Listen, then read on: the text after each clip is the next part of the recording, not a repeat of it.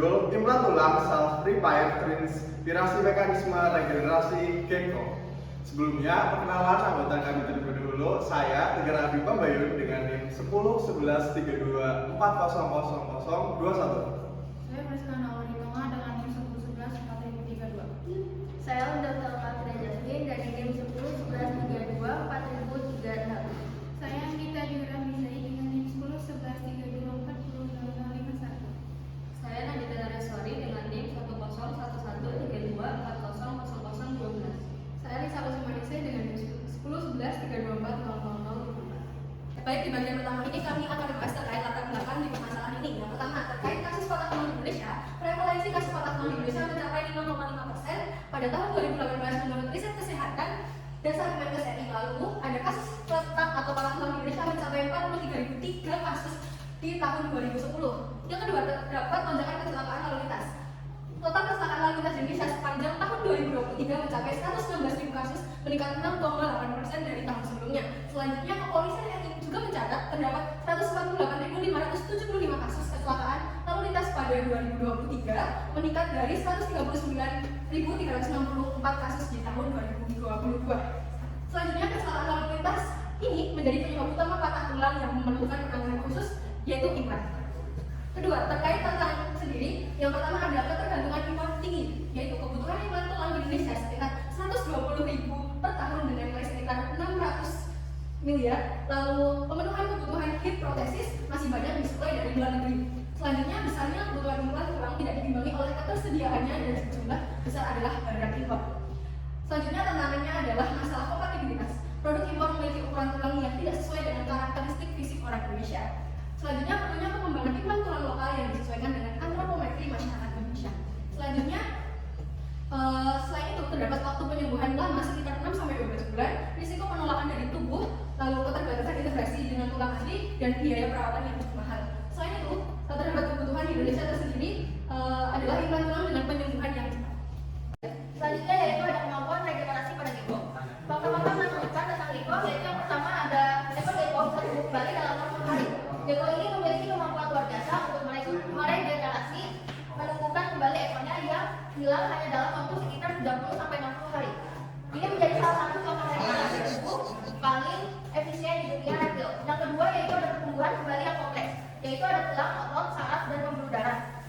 Saat ekor lepas, gecko memulai proses regenerasi yang sangat kompleks. Adanya tulang rawan atau bukan tulang keras memulai terbentuk sebagai penopang utama ekor baru. Otot baru tumbuh untuk menggerakkan ekor dengan fungsional. Saraf sensorik dan motorik menyambung ulang, kemungkinan ekor kembali responsif terhadap sentuhan dan gerakan. Dan pembuluh darah baru terbentuk untuk mendukung suplai oksigen dan nutrisi bagi jaringan baru. Yang ketiga, yaitu ada tahap jaringan parut atau scar healing, yaitu berbeda dengan mamalia. Gecko ini menyembuhkan luka ekornya tanpa membentuk jaringan parut. Ini berarti jaringan baru tumbuh dengan lebih mulus dan efisien, dan proses penyembuhannya itu tidak meninggalkan bekas luka keras atau kerusakan struktural. Selanjutnya ada mekanisme kunci yang membuat gecko. Yang pertama ada autotomi, yaitu pelepasan ekor sebagai mekanisme pertahanan. Yang berisikan saat merasa terancam, gecko secara sadar melepaskan ekornya pada titik lemah alami di ruas tulangnya. Yang kedua yaitu adalah proses ini disebut autotomi dan membantu gecko melarikan diri dari predator. Lalu ada luka pada pangkal ekor langsung menutup untuk mencegah infeksi dan pendarahan berlebih. Yang kedua yaitu ada aktivasi sel punca atau stem cell yang berisikan setelah ekor ini lepas, gecko mengaktifkan sel punca atau progenitor cells di area luka. Selanjutnya ada sel-sel ini mulai berdiferensiasi menjadi berbagai jaringan baru seperti tulang rawan, otot, pembuluh darah, saraf, dan kulit luar atau epidermis. Selanjutnya yang ketiga yaitu ada blastema, yaitu pusat regenerasi. Yang pertama ada di tempat ekor yang hilang terbentuk struktur khusus bernama blastema atau kumpulan sel yang tumbuh cepat dan menjadi pusat regenerasi. Lalu yang terakhir yaitu ada mirip dengan proses regenerasi pada salamandra atau embrio pada manusia. Konsep biomimikri. Biomimikri memanfaatkan kemampuan luar biasa gecko dalam regenerasi ekor yang putus secara sempurna dalam waktu singkat sebagai inspirasi untuk mengembangkan teknologi medis canggih yang dapat merangsang dan mempercepat proses regenerasi jaringan tulang manusia yang rusak atau patah. Kedua, analogi struktur. Ekor gecko mirip seperti tulang manusia. Struktur yang dapat meregenerasi dengan kerangka penyangga fleksibel. Yang kedua, sel satelit gecko.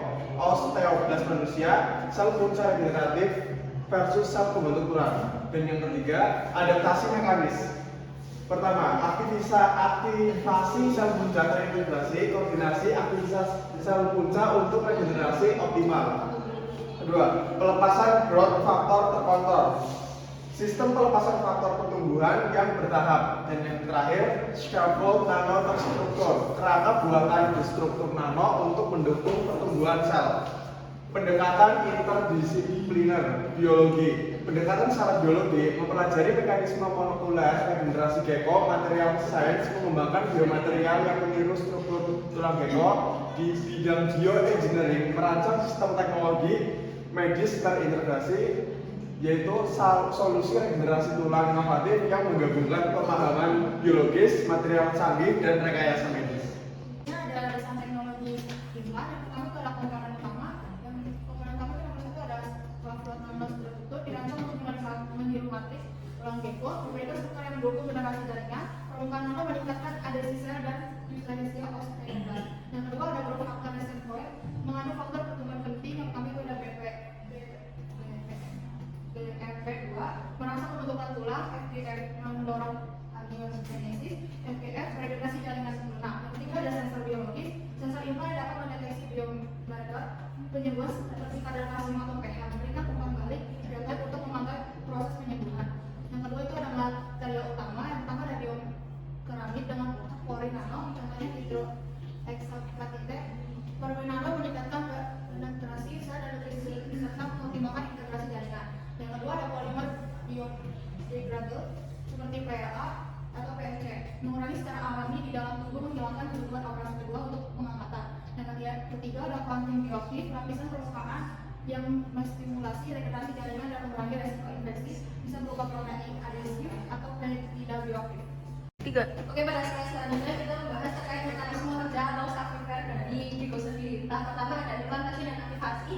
Segera setelah implantasi, implan memicu aktivasi sel osteoblast atau sel pembentukan tulang. Yang di tahap kedua, proliferasi terkontrol. Implan melepaskan growth factors atau faktor pertumbuhan secara bertahap dan terkontrol, mendorong proliferasi atau perbanyakan di sel tulang. Tahap ketiga adalah diferensiasi dan pembentukan tulang, yaitu salah satu tulang berdiferensiasi berubah menjadi sel tulang spesifik dan mulai membentuk tulang baru dengan struktur yang diatur. Selanjutnya pada tahap keempat integrasi sempurna, tulang baru menyatu atau berfungsi secara sempurna dengan tulang asli, mengembalikan kekuatan dan fungsi tulang. Selanjutnya di keunggulan, di sini kami memantau unggulan terkait timeline yang lebih cepat. Proses penyembuhan dipercepat hanya membutuhkan 30 sampai 45 hari atau sekitar 50% lebih cepat dibandingkan metode konvensional. Selanjutnya, regenerasi optimal menghasilkan tulang yang baru yang terstruktur dan terintegrasi dengan baik. Selanjutnya kita akan dari inspirasi, yaitu kemampuan regenerasi ekor gecko yang menakjubkan, termasuk tulang menginspirasi pengembangan implan ini. Implan self repair ini meniru mekanisme regenerasi alami gecko untuk mempercepat dan meningkatkan kualitas penyembuhan patah tulang. Selanjutnya, memanfaatkan kecerdasan buatan masa depan. Pertama, penyembuhan dipercepat. Teknologi ini mempercepat proses penyembuhan hingga 2 kali lebih cepat dibandingkan implan konvensional dengan waktu pemulihan yang lebih singkat. Pasien bisa segera kembali ke aktivitas normal serta mengurangi risiko komplikasi akibat pemulihan yang terlalu lama. 2. Biokompatibilitas tinggi. Bahan yang digunakan sangat cocok dengan jaringan tubuh sehingga mengurangi risiko penolakan implan teknologi ini. Teknologi ini menggunakan bahan yang bersifat biokompatibel tinggi, artinya mampu menyatu dengan jaringan tubuh tanpa menimbulkan reaksi penolakan atau inflamasi kronis. 3. Sel monitoring. Dilengkapi sensor vital untuk memantau kondisi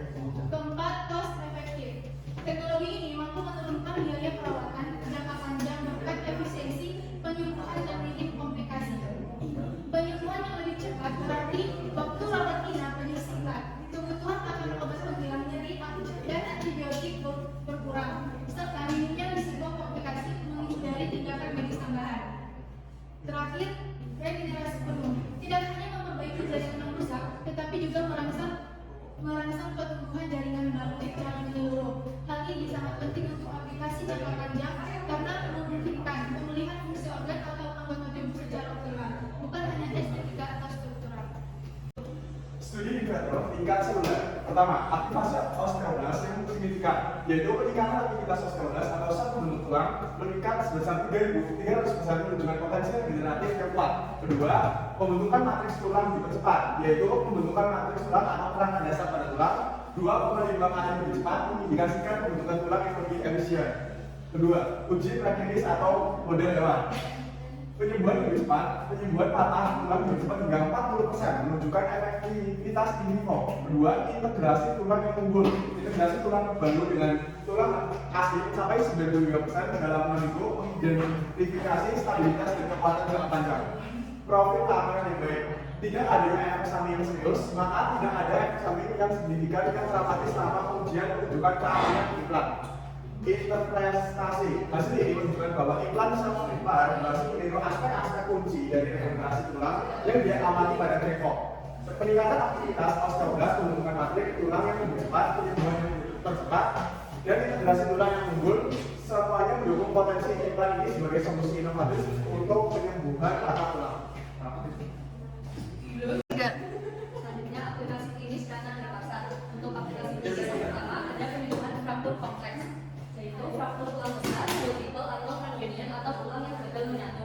Ini cukup untuk pasien dengan kondisi regenerasi tulang yang buruk, misalnya pasien lansia atau pasien dengan riwayat diabetes. Yang kedua, ada rekonstruksi pasca tumor atau trauma. Pasien yang mengalami reseksi tulang karena kanker tulang atau kecelakaan berat membutuhkan implan yang tidak hanya menggantikan bentuk, tetapi juga merangsang pertumbuhan tulang baru. Yang ketiga, ada cacat tulang kolensial atau bedah kraniofacial. Digunakan dalam bidang rekonstruksi wajah, rahang atau kranial pada anak-anak dan dewasa.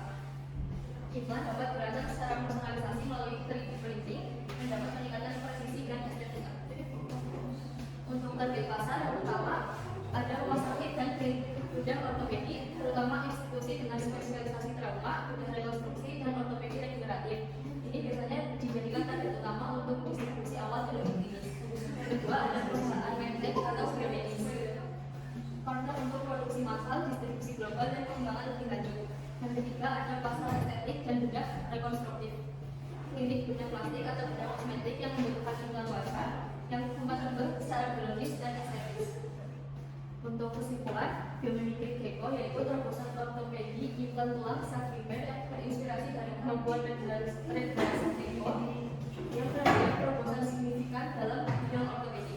Yang kedua, solusi komprehensif, yaitu implan ini menawarkan solusi komprehensif untuk regenerasi tulang, mengatasi tantangan penyembuhan patah tulang konvensional. Dan ketiga, potensi global. Implan ini berpotensi mengubah standar perawatan patah tulang secara global, meningkatkan kualitas hidup jutaan pasien.